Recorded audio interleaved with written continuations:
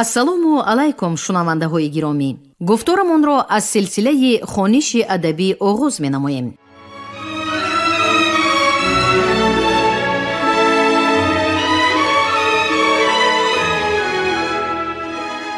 ба таваҷҷӯҳи шумо китоби якуми асосгузори сулҳу ваҳдати миллӣ, пешвои муаззами миллат, президенти ҷумҳурии Тоҷикистон муҳтарам Эмомалӣ Раҳмон забони миллат ҳастии миллат таҳти унвони ба сӯи пояндагӣ дар қироати корманди шоистаи Тоҷикистон Ализода Абдурашид Хуҷамқул.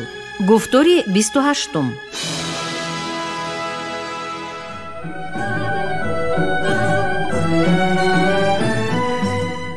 نشر اثر دوجلده پیشوای ملت امامعلی رحمان زبان ملت هستی ملت را تحول بنیادی در جاده علم زبانشناسی معاصر تاجیک ارزیابی نمودن به مورد است. قسم یکمی اثر از باب دوره‌بندی تاریخی زبان تاجیکی آغاز گردیده بابهای سرگذشت تاریخی واژه تاجیک و زبان تاجیکی، زبان ما در دوره استیلای عرب و نخستین سلاله های ایرانی تبار، زبان نوشتاری تاجیکی دوره آغازین، دوره بالندگی و شکوفایی زبان تاجیکی و گسترش زبان تاجیکی به صفت زبان بین المللی را در بر می‌گیرد.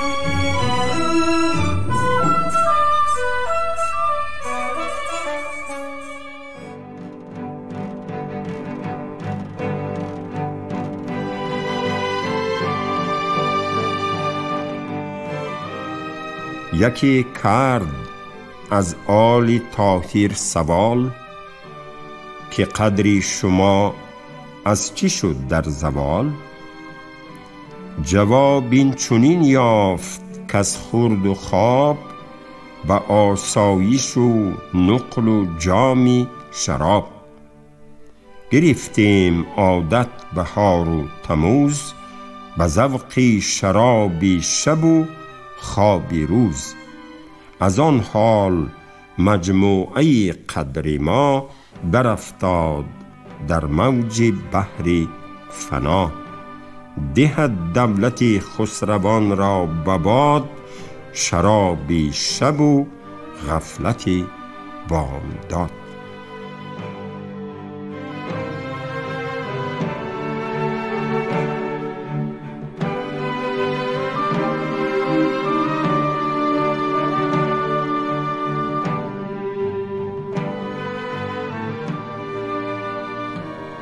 طاهریان در دوره حکمرانی خود نه تنها برای تشکیل حکومت متمرکز سعی و کوشش کردند، بلکه در قلمرو دولت خود جهت استفاده عاقلانه آب و زمین نیز تدبیرهای سودمند اندیشیدند. به اندیشه اکادمیک باباجان غفورف آنها طریق بهتر استفاده بردن آب را جاری کرده نهر و کانال‌های نو ساختند.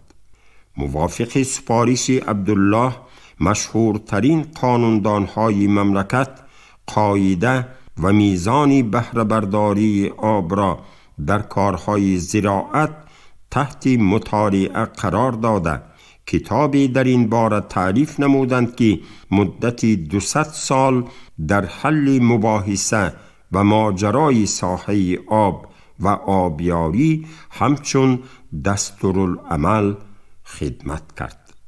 بنا به نوشته باباجان غفورف در دربار طاهریان در برابر عربی زبان تاجیکی فارسی هم مستعمل بود. همچنین در مرو کتابخانه‌ای موجود بود که آثار پهلوی در آن نگهداری می شد.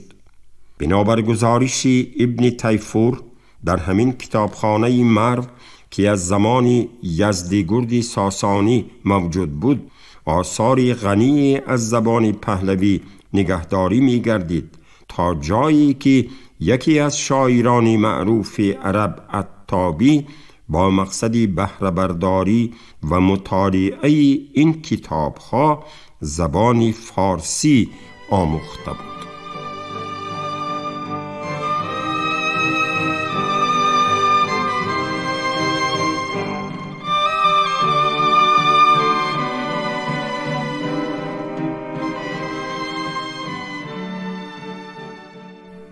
ولی بیشتری محققان به این اندیشند که طاهریان اساساً به زبان عربی شوق و رغبت داشتند و دربار آنان بیشتر محل گردآمد شاعران عربی زبان بود. آنها در این امر به خلیفه های بغداد که حامیان آنان بودند تقلید کرده در دربار محفل های شعرخوانی عربی برگزار می نمودند. شاید همین عربی گرایی پادشاهان طاهری باعث گردید که بسیار شاعران عرب از جمله شاعری معروف ابو تمام طایی که ابو ریحان بیرونی به دیوان او شرح نوشته است به پایتخت آن روزه خراسان شهر نیشاپور آمده در ستایش طاهریان مدحیه ها سرایند.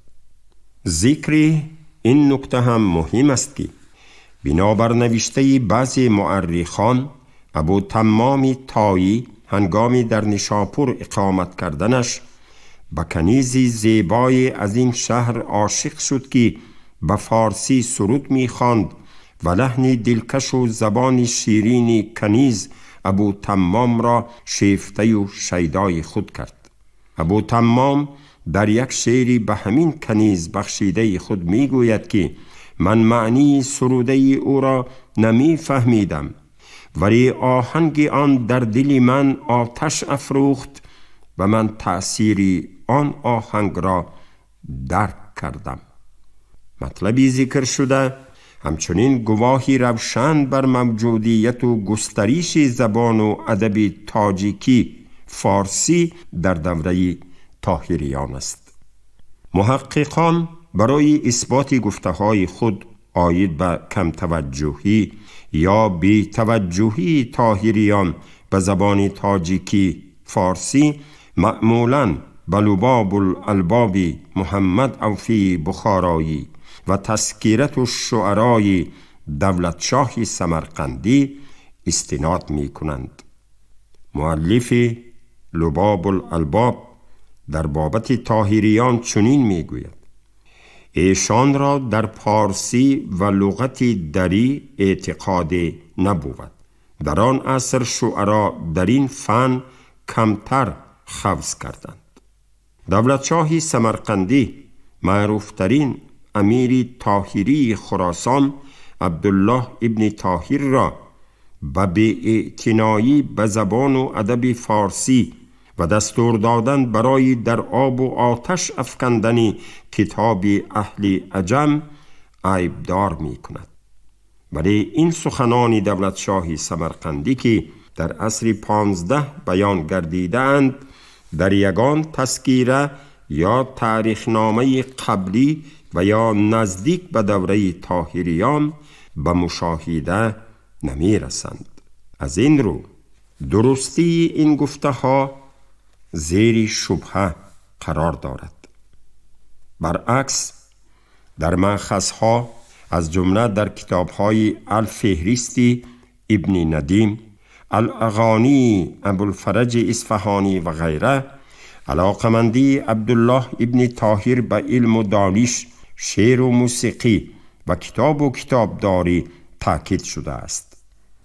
در صورتی به زبان و ادب مردم ایرانی تبار مخالفت داشتن عبدالله بی تردید باید کتابخانه معروف مرو که در آن آثار پهلوی نگهداری می شد به کام آتش فرو می رفت.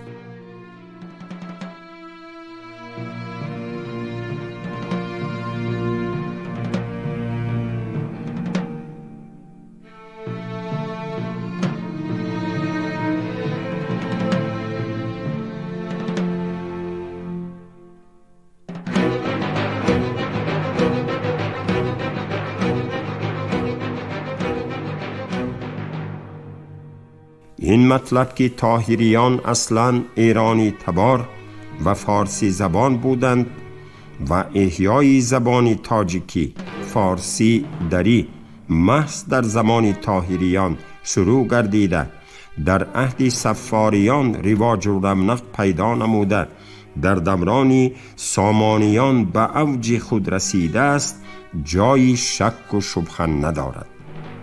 ابن ابی تیفور و طبری به یک عبارت نوشتند که چون امیر بنیادگذار این خاندان طاهر ابن حسین را زمان مرگ فرا رسید به فارسی گفت در مرگ نیز مردی وایست و ما قبلا این جمله فارسی او را ذکر نموده بودیم. این جمله برهان قاطع فارسی زبان بودن اوست، چرا که کس در لحظات دشوار زندگی به زبان مادری خود سخن خواهد گفت. این نکته هم جایی بحث ندارد که بیشتری درباریان و سپاهیان طاهریان فارسی زبان بودند، زیرا بیشتری آنها را اهالی شرق ایران، مردم ماوراءالنهر و خراسان تشکیل می دادند.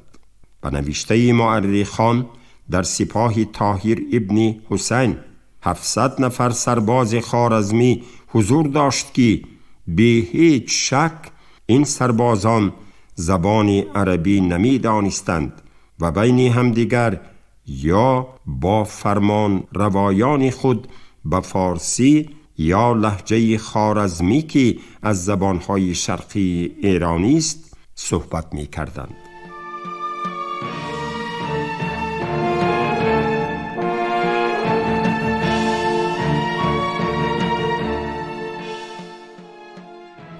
این نقل هم معروف است که یکی از فرماندهان لشکری طاهر ابن حسین که داوود سیاه نام داشت، هنگام جنگ فرمانده سپاهیان امین علی ابن عیسی را بر زمین زد و به زبان فارسی بانگ برآورد تازی ایشان کستم، یعنی پیشوای عربی آنان را فرو کوفتم. این جمله به فارسی گویی اهل سپاه طاهریان دلالت می کند. اما رواج و رونق واقعی فارسی گویی و فارسی گرایی به عهد صفاریان ارتباط بیشتر دارد، زیرا زبان تاجیکی فارسی به صفت زبان ملی که در دوره سامانیان به اوج اعلای رونق خود رسید به همین دوره صفاریان راست می آید. زیر فصل 4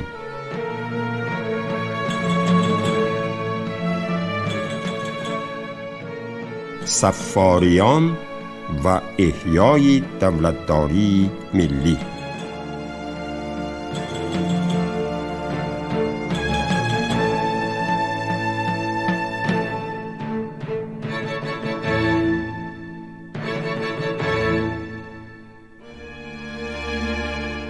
بنیادگذار دولت صفاریان یعقوب لیث که با وجودی در خانواده مسگری عادی به دنیا آمدنش مردی سلحشور و دلاور بود، همراه برادرش عمرو لیث و دیگر تابعانش مقابل طاهریان اسیان برداشت و سال 861 حاکم طاهری را از شهر زرنگ بیرون رانده مرکز سیستان را به دست آورد.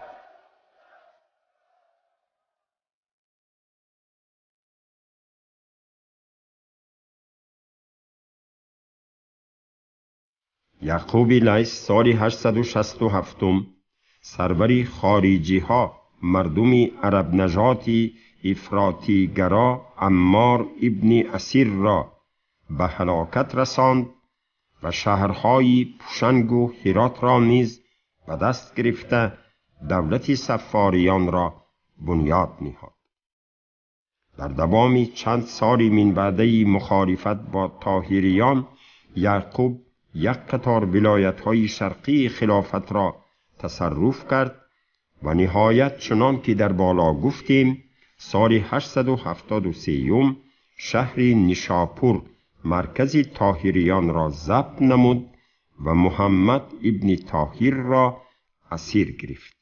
هرچند خلافت بغداد از این کامیابی یعقوب لیث در اضطراب افتاده بود، ناچار این مظفریت او را به رسمیت شناخت و سال 874 یعقوب را امیر خراسان تعیین کرد.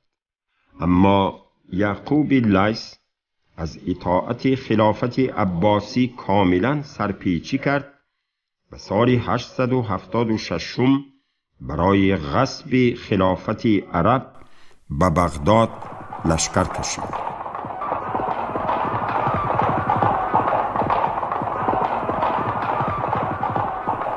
سال 877 در قریبی های بغداد بین لشکر یعقوب و سپاه خلیفه محاربه سخت به وقوع پیوست.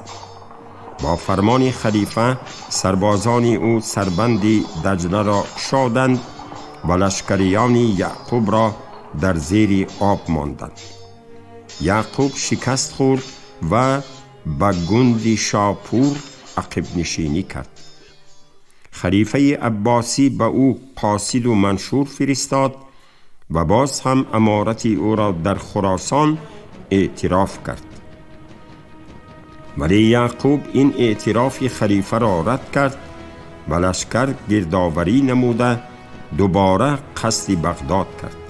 اما در راه بغداد وی بر اثر بیماری کرینج سال 879 وفات کرد و لشکریان او هم که سرلشکری دلیر و دلاور خود را از دست داده بودند پراکنده شدند.